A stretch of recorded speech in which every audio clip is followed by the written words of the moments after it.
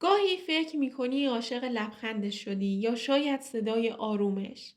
اما داستان از بویی شروع شد که حتی بهش فکر هم نکردی.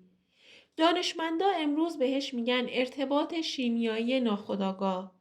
اما 1000 سال پیش ابن سینا گفته بود در هوا نشانهایی هست که جان آدمی را میرباید بی آنکه بداند چرا.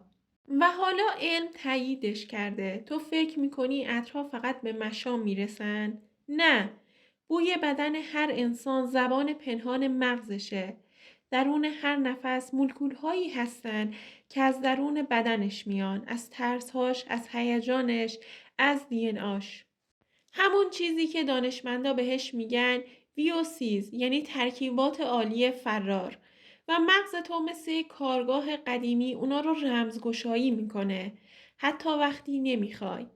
برای همین گاهی از کسی خوشت میاد، نه چون زیباست، نه چون مهربونه، بلکه چون بدنش داره همون ترکیبات شیمیایی رو آزاد میکنه که مغز تو با حس امنیت، با کودکی، با آرامش، با عشق گره زده.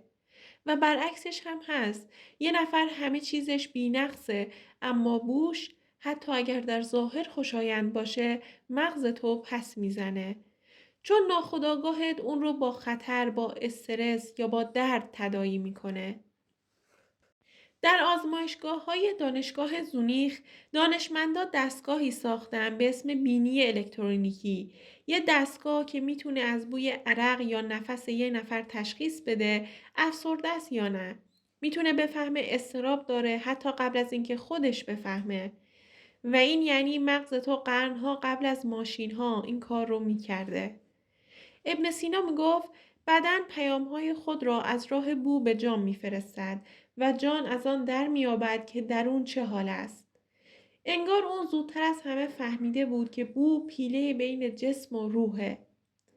حالا تصور کن وقتی کسی رو در آغوش می‌گیری، پوستش، عرقش، نفسش همه دارن با مغز تو حرف میزنن. نه با کلمه، نه با منطق، با زبان خاموش مولکول‌ها. شاید به همین دلیله که بعضی آدم‌ها رو هرگز فراموش نمی‌کنی. نه چون عاشقشون بودی، بلکه چون مغزت هنوز داره دنبال اون بوی خاص می‌گرده.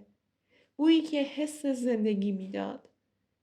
عشق شاید همیشه از قلب شروع نشه، گاهی از بینی شروع میشه، از یه نفس، از یه حضور خاموش.